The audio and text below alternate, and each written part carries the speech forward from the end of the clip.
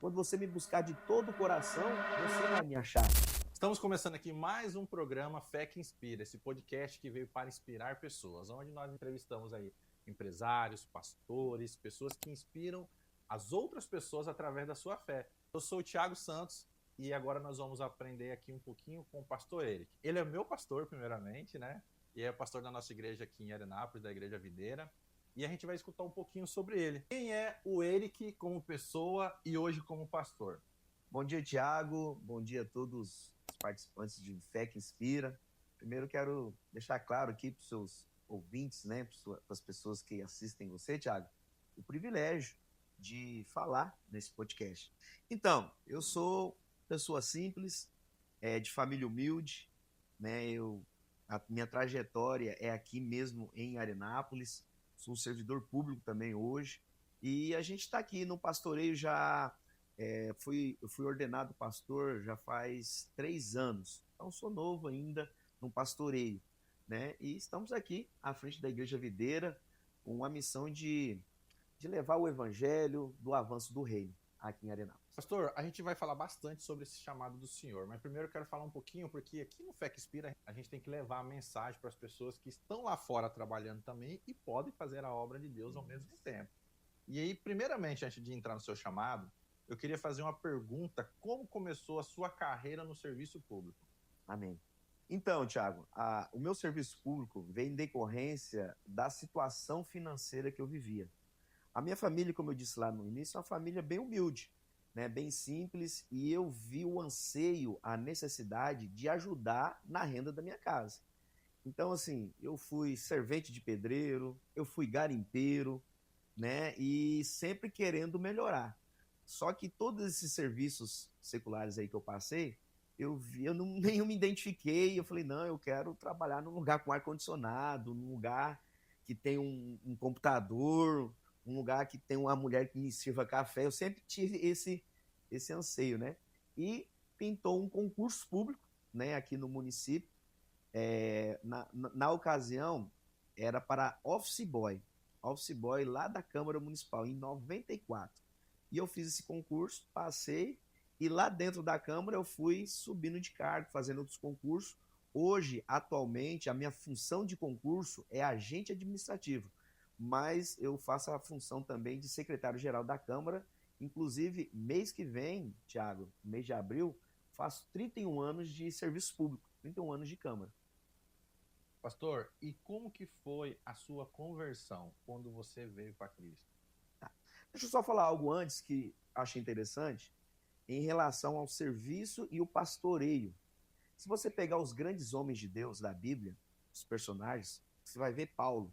Paulo, a Bíblia cita que ele era um construtor de tendas. Paulo trabalhava. Então, assim, se você vê Moisés tinha os seus afazeres, ele vivia na corte lá no Egito, né? Então, assim, se você vê Eliseu, quando Elias chamou Eliseu estava arando a terra. Então, você vê que sempre os homens, eles estavam trabalhando. Quero falar algo para você que está nos assistindo.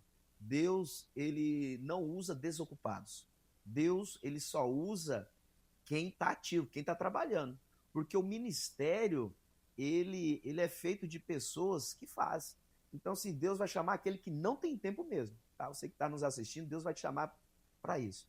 E você repetindo... Como que foi a sua conversão? Porque o senhor converteu sim. não tem 30 anos, porque o senhor... Não. Primeiro o senhor foi servidor público e aí Deus te Isso. chamou. Como que foi essa sua vida, essa conversão sua? Como é que foi essa experiência?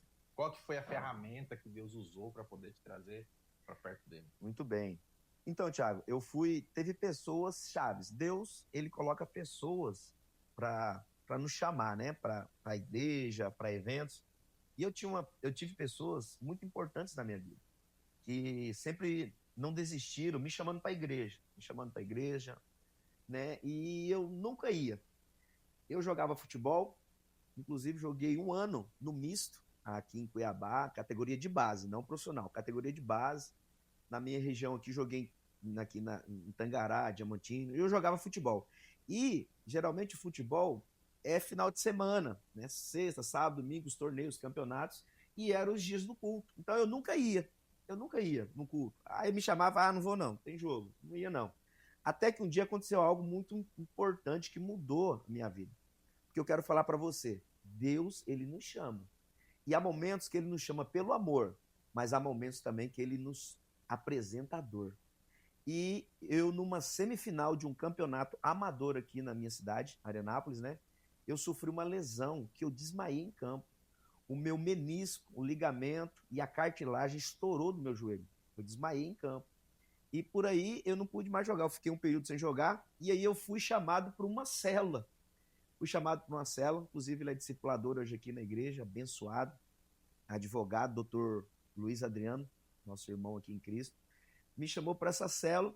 Aí eu conheci uma célula, não podia jogar, então eu fui para a célula. Aí na célula, fui na célula, gostei muito. E da célula eu fui convidado para ir para o encontro com Deus. Eu sou fruto, Thiago, do encontro com Deus. E lá no encontro com Deus, não sei se você já participou, se na cidade que você está me assistindo aí tem encontro com Deus, procure uma igreja que realiza o encontro com Deus. Lá eu tive uma experiência sobrenatural com o Espírito Santo. Foi minha primeira experiência com Deus. E de lá, o Senhor foi, vamos dizer assim, mudando a minha vida, né? Aos poucos eu fui entendendo Cristo e hoje me tornei pastor, né? Devido ao encontro com Deus. E em que momento, pastor, esse chamado pastoral para o senhor ficou bem claro? Ótima pergunta, Thiago.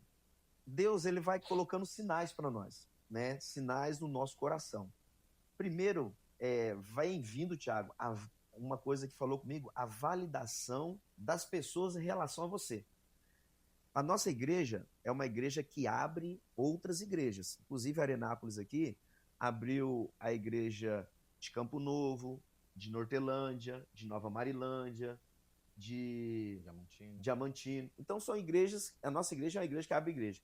Então, eu era do projeto de implantação de igreja. A igreja de Denise aqui, eu fiquei à frente por um ano, né? Eu que abri ela lá. E nesse meio, vem vindo a validação das pessoas em relação ao seu chamado. As pessoas começam a ver você como pastor.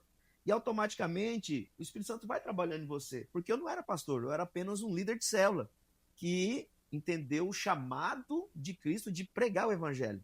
Quer dizer para você que todos nós somos chamados por Cristo para pregar o evangelho. Então, Thiago, aí nessa abertura de igreja, as pessoas foram como, você vai ser pastor, você vai ser pastor. Né? E isso foi queimando. E até então, a última coisa que eu queria ser, Thiago, era ser pastor. Né? Eu sempre disse aqui, eu não queria ser pastor, eu queria ser jogador de futebol, a verdade era essa. Mas tive essa infelicidade aí no futebol e foi queimando meu coração até que as minhas experiências com Deus validou o meu chamado. Então, primeiro foi as pessoas reconhecendo o seu chamado, porque Deus vai apresentar pessoas para você, para validar o seu chamado. Qual que foi o episódio mais marcante durante essa validação que confirmou esse chamado? Assim? Foi em dois momentos. Primeiro, igual eu disse, na abertura de igreja e aqui na igreja local, que eu era apenas um discipulador, eu era líder e discipulador. E as pessoas, elas já começaram a me ver e me chamar como pastor. Não, você vai ser pastor, você vai ser pastor. E nisso, você vai atribuindo responsabilidades. Por exemplo, eu fiquei responsável para estar à frente dos encontros com Deus. Eu comecei a fazer aberturas, palavras de oferta. O pastor sênior, né, pastor presidente, começou a atribuir responsabilidades. Então, isso vai marcando a sua carreira ministerial nesse jeito, chamado pela responsabilidade. E como que a sua família reagiu quando você falou bem assim, eu vou ser pastor? Então, Thiago, como eu falei, a minha família né, humilde. E meus pais, eles não têm um discernimento assim, né? E por quê? Porque eles são católicos, muitos católicos, e eles entendiam que era contrário o segmento deles. Foi um choque para minha família.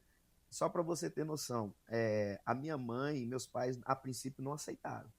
A minha mãe, os meus pais, eles iam na casa da minha irmã em Nova Mutum, mas não iam na minha casa, que era aqui.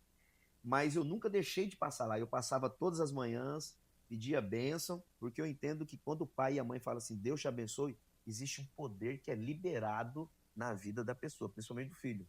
Você que está nos assistindo, e o Thiago já sabe disso, por isso nós temos que ter o hábito de abençoar nossos filhos, de orar por eles à noite, de falar, meu filho, Deus te abençoe, porque há poder nas nossas palavras.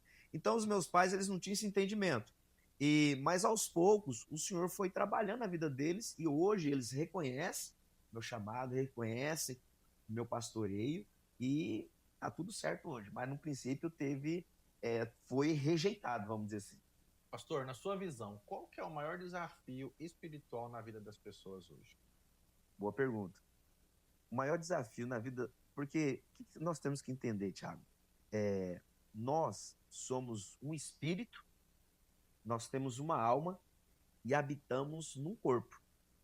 As pessoas elas não entendem, mas você que está nos assistindo, o Thiago já sabe disso, passou pelo cursão, nós somos seres espirituais. O espírito é o que conecta você com Deus. A sua alma é o psique, é o intelecto. A sua alma divide em sensações, emoções e vontades. Então é na alma que está a vontade. Por exemplo, a mulher, qual que é o sonho da mulher? O sonho da mulher, na maioria das vezes, é casar de véu e grinalda na igreja e encontrar o príncipe encantado. Mas o homem, Thiago, o sonho do homem, na maior parte, é o quê? Ter um serviço bom, estabilidade financeira, ter um carro bom. Homem é bem básico. E uma casa boa. Uma casa boa. Homem é isso. Mas isso gera na alma. E tem um corpo. O corpo é o que tem o contato com o mundo natural. Mas por que eu estou falando isso do desafio? Né? Essa é a pergunta do desafio espiritual. Porque as pessoas elas têm que saber diferenciar isso. Né? O desafio na vida espiritual. Às vezes as pessoas elas estão ligadas a bens materiais e elas só querem ter. E às vezes esquecem de ser, entendeu? De buscar a presença. Então o maior desafio hoje na vida espiritual que eu vejo é entender Cristo. Né? Quando você começa a entender Cristo, e não é pecado você querer ter um carro bom, ter uma casa boa, isso é louvável e a gente tem que ter, e eu quero ter isso, né? Mas eu tenho que entender que eu tenho que buscar primeiro a presença, porque lá em Mateus 6,33, Thiago, diz o seguinte: mas buscai primeiro o reino de Deus e sua justiça, e as outras coisas serão acrescentadas. Olha só, ele não fala para buscar nem a salvação, fala para buscar o reino, porque essa palavra é para crente. Quem busca o reino é quem já é salvo. Então, quando eu busco o reino, eu estou buscando a obra. E para me buscar a obra, eu tenho que conhecer Cristo. Então, o maior desafio na vida espiritual das pessoas é conhecer Cristo. Isso nós só vamos conhecer tendo experiências com Ele. Uma coisa muito importante que eu falo para a igreja aqui, local, é o seguinte: a solidão é quando, Tiago, as pessoas excluem você. Agora, a solitude é quando você exclui as pessoas para ficar com Deus. E quando você exclui as pessoas para ficar com Deus, nós chamamos de solitude, nós chamamos de intimidade. Você começa a gerar intimidade com o Espírito Santo. Então aí você começa a conhecer, né, o Espírito Santo, conhecer a Cristo. Pastor, e o senhor está ainda no serviço público, né? E o senhor conseguiu conciliar essas duas coisas, que é algo muito difícil. Há exemplo também do pastor Washington, também, que a gente acompanha muito, né?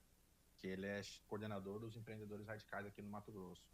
E como que faz para a gente manter a fé firme em ambiente de pressões e responsabilidades como esse? Porque eu também sou servidor público.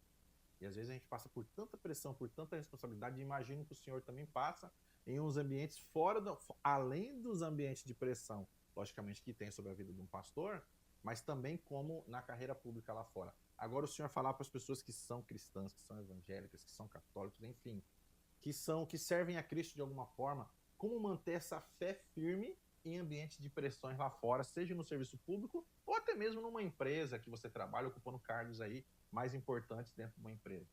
Amém. Excelente pergunta, Thiago.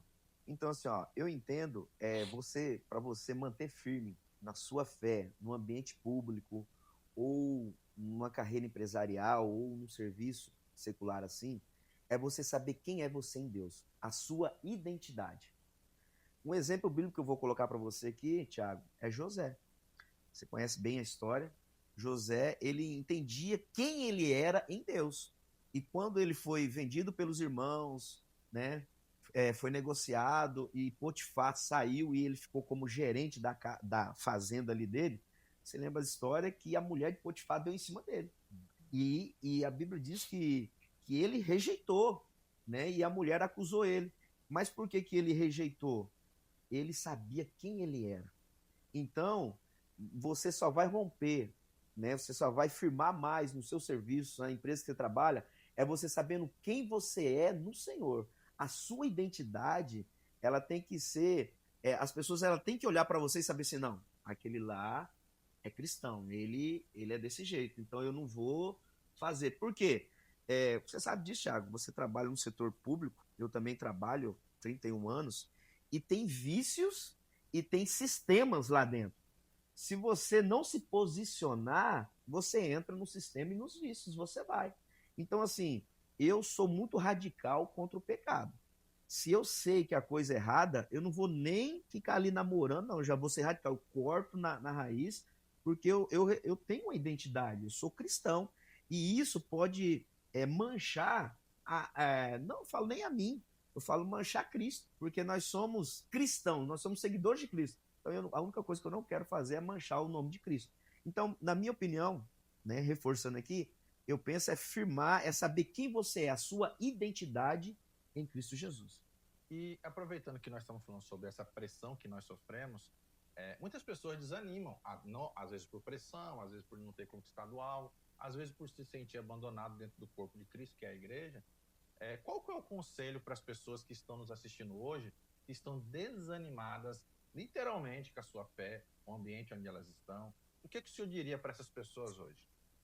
Olha, eu falo algo muito importante. A pessoa que está desanimado e que é cristão, o que está acontecendo, Thiago?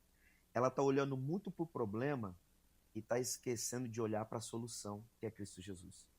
A Bíblia diz em Coríntios o seguinte: com o rosto desvendado, eu vou ter contemplando por espelho a glória de Deus. E eu vou ser transformado de glória em glória. Então, para você que está nos assistindo e está passando por situações adversas, não foque no problema, mas foque na solução. A solução é Cristo, Thiago. A Bíblia diz o seguinte: o que está dentro de nós é maior que está no mundo. E o que está dentro de nós é Cristo. Então, quando eu tenho essa identidade, eu reforço isso, pode ser o problema que for, eu vou vencer. Não porque eu sou bom, mas porque ele é bom. Então, a identidade ela é tudo na vida de um cristão. Então, você sabendo disso, você vai vencer. Só falando algo aqui, todos nós passamos por situações adversas, problemas, e eu vou falar para você que eu sou servidor, o Thiago sabe disso, existe pressão, existe cobrança, né? Eu tenho 9 vereadores ali, pedindo as coisas, aí você vem para a vida da igreja, na vida da igreja é uma igreja, né? Situações, então assim, se não for Cristo, se eu não olhar para o Senhor, o autor e consumador da nossa fé, eu não vou conseguir. E eu sei que eu não consigo pelas minhas forças, isso é graça.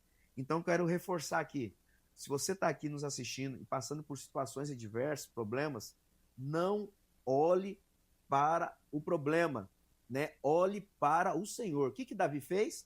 Davi, ele viu o gigante e falou assim, ó, gigante, você pode vir comigo, contra mim, com pau, com pedra e com escudo, mas eu vou contra você, contra o Senhor dos exércitos. Então, Davi, ele focou em quem? No Senhor. Nós devemos focar no Senhor. Amém. Pastor, e o serviço pastoral, ele também ele é uma mordomia da obra do Senhor, né? E sobre a questão do servir, já pegando a sua experiência, e o senhor acabou de falar agora que serve, né, na Câmara, ali a 9 vereadores, e também dentro da igreja, o pastor tem a função de pastorear, mas muitas vezes ele tem a função de servo ali na vida das pessoas, né? E o que o senhor tem a falar sobre isso, sobre essa experiência do senhor de servir pessoas? Tiago, o ministério pastoral é totalmente diferente do mundo secular. No mundo secular, quanto mais você cresce, mais as pessoas vão te servir. Você vai ter assessores, pessoas para fazer as coisas para você. No pastoral, não. Quanto mais você cresce, mais você serve. Então, o que a Bíblia nos ensina? Se você quer ser o primeiro, sirva a todos. Então, no ministério pastoral, eu estou para servir. Eu sirvo o irmão, eu sirvo aquele casal que está em dificuldade, eu sirvo o jovem que às vezes não consegue vencer a masturbação, eu sirvo aquelas pessoas que têm problemas, às vezes, para lidar com o financeiro. Não que eu sou um tal, mas a gente tem algum conhecimento e a gente tenta passar aquilo que a gente entende. Então, no ministério pastoral, é o serviço. Quanto mais você sobe, quanto mais pastor mais você está servindo. Então, nós servimos. Agora, como eu disse, no mundo secular lá, quanto mais você cresce, você é mais servido. Então tem esse contratempo. tá? Não sei se ficou claro aí, não sei se você Ficou claro? respondeu. Não, eu entendi muito bem. Acredito que todos que estão nos assistindo também têm entendido essa explanação do senhor. Pastor Eric, que mensagem Deus colocou no seu coração agora para as pessoas que estão nos assistindo, neste momento? Neste momento, vou te falar. Eu vou falar para você que eu não sou, costumo dizer aqui na igreja, eu não sou profeta do Apocalipse, mas eu sou realista. O mundo, a Bíblia diz que o mundo jaz no maligno. Esse mundo é mau. E a Bíblia diz o seguinte: vós sois a luz do mundo. Para que serve a luz, Thiago? A luz serve para iluminar, né? Por exemplo, se eu entrar na sua casa, Thiago, à noite, tiver tudo escuro, possivelmente eu vou bater o joelho no rack, vou cair no sofá, porque eu não conheço sua casa. Mas se eu entrar à noite e estiver iluminado, eu vou conseguir desviar das coisas. O conselho que eu quero dar, né, para essa geração, nesse momento, é que nós sejamos luz desse mundo. Que nós sejamos, que nós possamos fazer o bem. Já tem tanta gente fazendo mal, então que nós façamos o bem sem olhar quem, não por interesse, mas pelo coração. Que você seja, eu sempre falo para as pessoas que estão próximas de mim, nós somos agentes de milagre. Ser luz nesse mundo. Então, ser luz é para você iluminar a vida das pessoas. Então, o conselho que eu digo, seja um agente do bem, seja um agente de milagre. Propague o bem. E uma forma de propagar o bem é conhecer a Cristo, é mostrar os caminhos do Senhor. Eu falo aqui, Tiago, todo domingo você sabe disso. A nossa igreja, você não conhece, mas a nossa igreja é uma igreja cristocêntrica. O que quer dizer isso? Cristo é no centro. Aqui o nosso louvor é bom, a palavra é boa, mas nós todos aqui apontamos para Cristo, para Cristo, para Cristo. Então, o conselho que eu dou, aponte para Cristo. Seja luz na vida das pessoas, apontando Cristo, apontando Cristo. Eu tenho certeza que o mundo vai ser melhor. E o que é, pastor, ter uma vida, pegando o gancho agora no título do nosso podcast, o que é ter uma vida que realmente inspira fé? Essa é uma excelente pergunta. Primeiro a gente tem que saber o que é fé. Olha só que interessante. Fé é aquilo que eu não estou vendo, mas eu sei que vai acontecer. E, Tiago, olha só. Lá no Éden, vamos começar lá atrás. Adão não precisava de fé. Por quê, Tiago? Porque todos os dias a Bíblia diz que Deus, ele descia para conversar com o homem. Olha que privilégio, Tiago. Deus, ele descia para conversar com Adão. Então, Adão não precisava de fé. Adão tinha tudo ali. Mas o homem pecou. O homem pecou. E a Bíblia diz que o pecado é que me afasta de Deus. E quando o homem ele foi expulso do Éden, aí o homem precisou conversar com Deus. E sabe como que o homem precisou conversar com Deus? Ele precisou orar. Aí Adão precisou colocar a fé. Lá no Éden não, porque Deus aparecia todos os dias. Mas fora do Éden, Adão precisou colocar a fé. Então o que é fé? Fé é a certeza, é a convicção de fatos que você não vê, mas sabe que vai acontecer. Então a fé é a moeda principal do reino, tá? Então a fé é eu tendo a convicção. E se você pegar lá em 1 Coríntios, capítulo 13, versículo 13, diz algo muito importante. 1 Coríntios 13, 13 fala o seguinte. Primeiro vamos no 12, para você entender o 13. 1 Coríntios 12, Paulo ele está falando acerca dos dons espirituais. Dons de visão, sabedoria. Ele fala a importância dos dons na vida da igreja. E quando ele começa o versículo 13, ele começa a falar do amor. Ainda que eu fale a língua dos homens e dos anjos, se eu não tiver amor, aí tal. Aí no último versículo ele fala, portanto, permaneçam a fé, a esperança e o amor. Olha só, Paulo cita 3. E o primeiro que ele cita é o qual, Tiago? O primeiro que ele cita é a fé. A fé. E por que a fé? Porque a fé, Tiago, e você que está nos ouvindo, a fé não é para ontem. A fé não é para amanhã. A fé é para hoje. A fé é para hoje. Então, Paulo ele cita a fé primeiro. Então, a fé é algo que você tem que ter todos os dias. É a certeza, é a convicção que Deus gera no nosso coração. Pastor, e falando agora sobre família, né? Porque a família é muito importante para nós, né? A Bíblia fala que é bom que sejam dois, um cordão de duas dobras, né? Então, várias passagens na Bíblia falam sobre você ter mais pessoas em sua volta. E agora, falando sobre família, falando sobre isso, qual que é a importância da família na vida cristã, na jornada de uma pessoa? Muito boa pergunta. Tiago, eu gosto sempre de ir no começo, né? Se você pegar a Bíblia, e a nossa referência é a Bíblia, é o Senhor. Deus, ele instituiu no Éden uma família, né? o primeiro milagre de Jesus foi num casamento. Era o quê? O início de uma família. E Deus, ele termina em Apocalipse falando da noiva, né? Quem tem sede, venha. Quem tem fome, venha. E beba de graça a água da vida. Então, ele começa com família, né? Lá em Gênesis. No meio, lá com Jesus, ele começa o ministério de Jesus falando para uma família que vai iniciar. E ele termina falando da noiva também de uma família. Então, a família, Tiago, é a base principal da sociedade. A família é a instituição, no meu ver, mais importante que tem no mundo. E o que está acontecendo hoje? Existe um ataque ferrenho contra as nossas famílias. Um ataque muito forte, né, em parte de ideias, em parte de várias situações. E o meu conselho para as famílias, né, é o seguinte, quero voltar lá. A Bíblia diz algo muito importante no Salmo 18. O Salmo 18, ele cita Davi quando ele estava fugindo, Tiago, de Saul e dos seus irmãos que queriam matar ele porque estavam com inveja dele. A Bíblia diz que Saul, Salmo 18, né? Eu quero até ler para você que esse salmo, dá licença, quero ler para você que esse salmo é muito poderoso e é um conselho para as nossas famílias que eu quero deixar aqui. Salmo 18 diz o seguinte, olha só. Eu te amo, ó Senhor, força minha. O Senhor é minha rocha, a minha cidadela, o meu libertador, o meu Deus, o meu rochedo, em que me refugio, o meu escudo, a força da minha salvação, o meu baluarte. Davi aqui ele começa falando assim, eu te amo, ó Senhor. Então ele começa falando, Thiago, da importância do amor a Deus.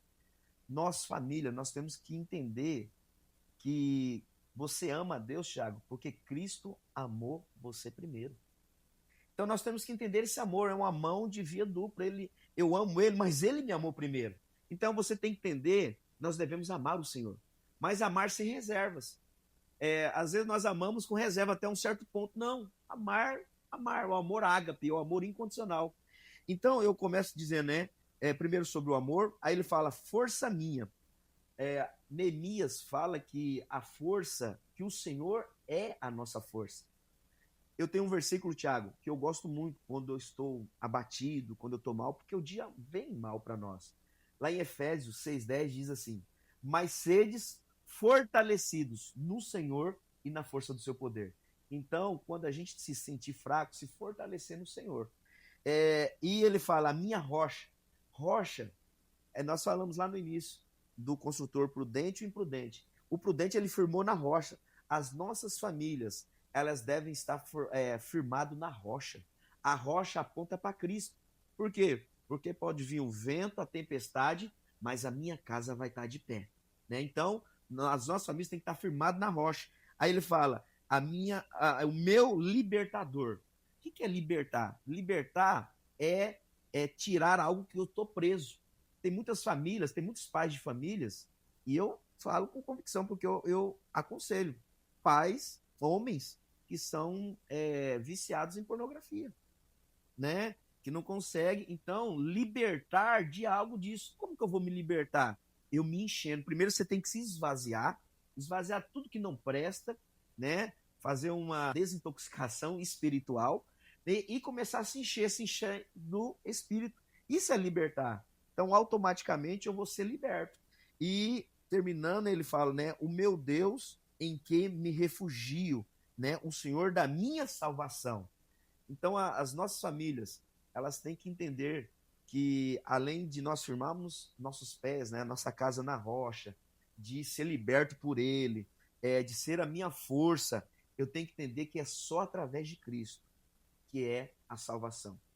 Eu quero falar algo para você, para nossas famílias, algo muito importante. A família é a base de tudo. E você, homem que está nos assistindo, a sua função é a principal. Você é o sacerdote da sua casa. É através da sua vida que a sua família ela pode ou ir para um lado ou ir para o outro. O que eu quero dizer com isso? Não seja o termômetro. O que é ser termômetro, Thiago? Só medir a temperatura. Hoje minha mulher está assim.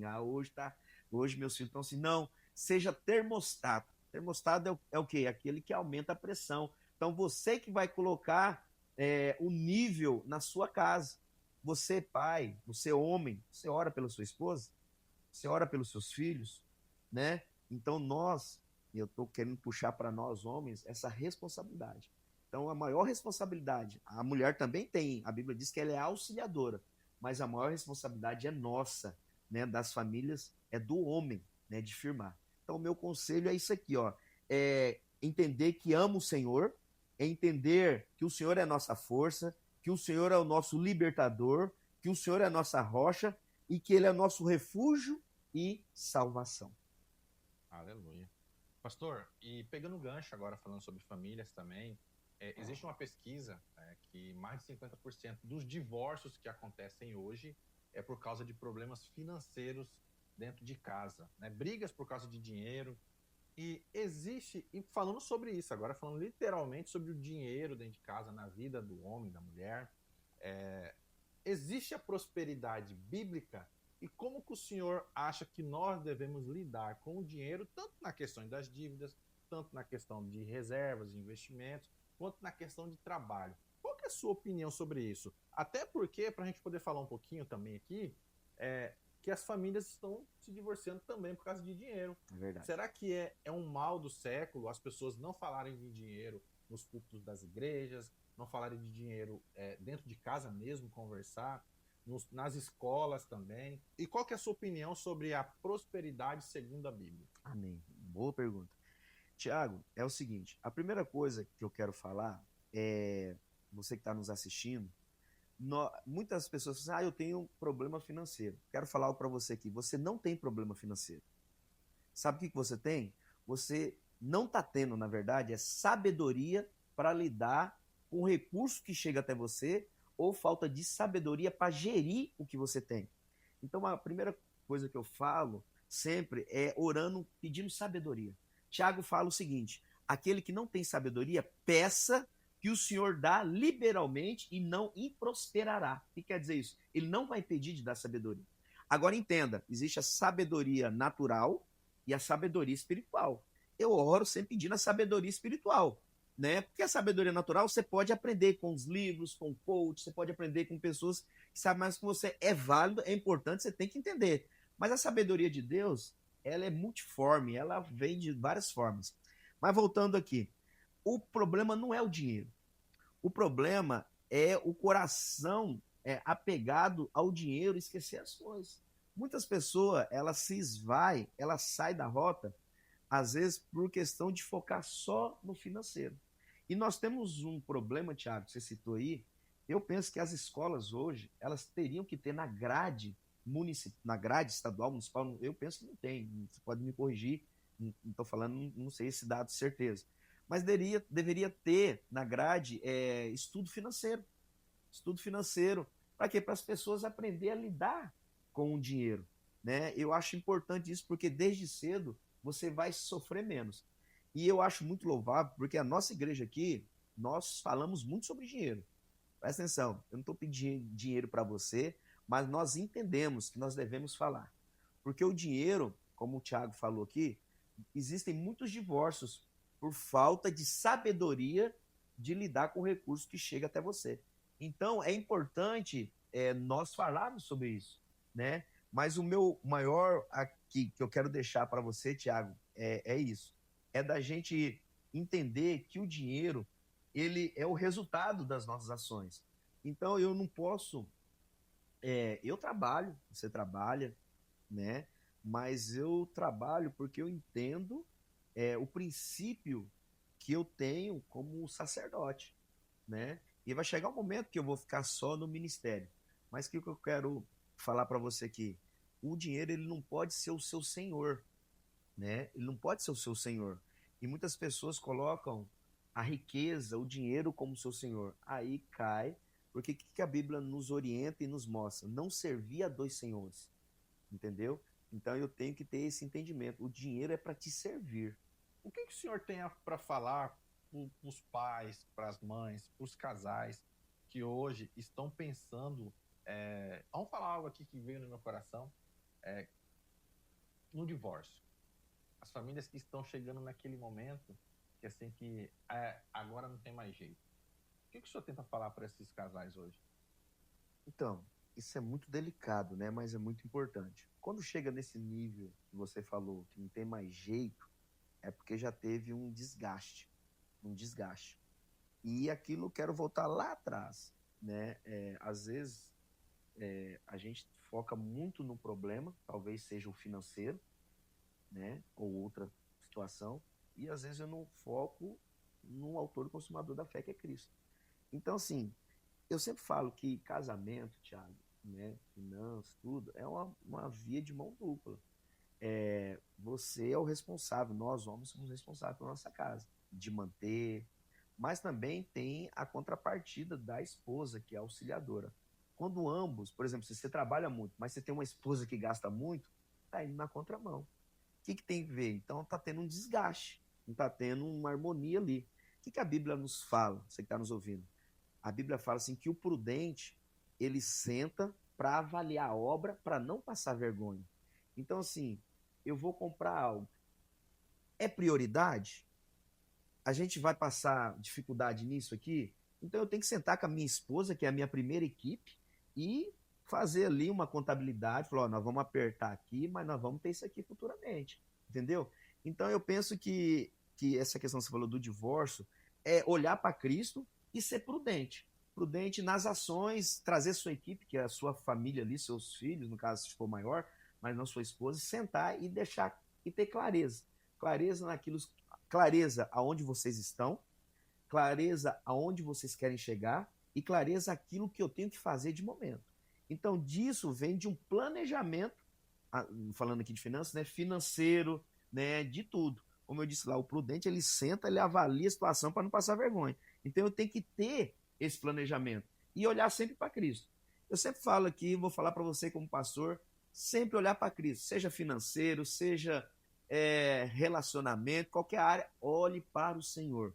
A Bíblia, ela é um manual.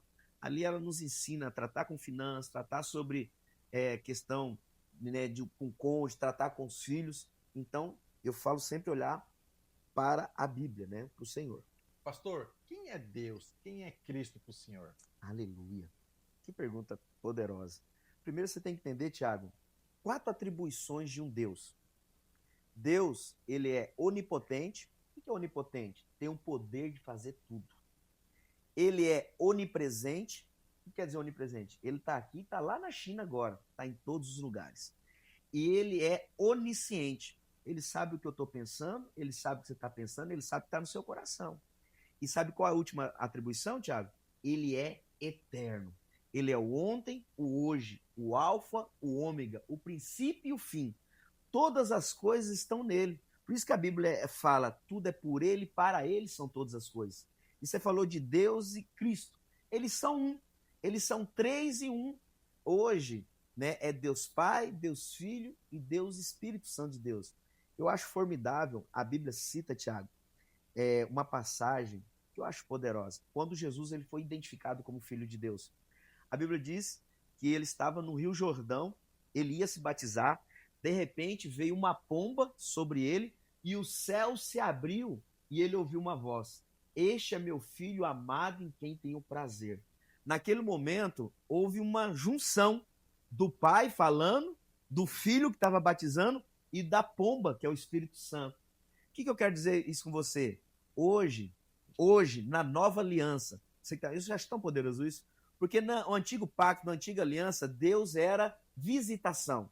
Deus ele falava só com 3 pessoas na antiga aliança: com o rei, com o sacerdote e com o profeta. Na nova aliança, nós somos templo, Tiago, do Espírito Santo.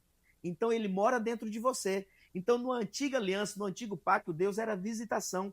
No novo pacto, na nova aliança, Deus é habitação.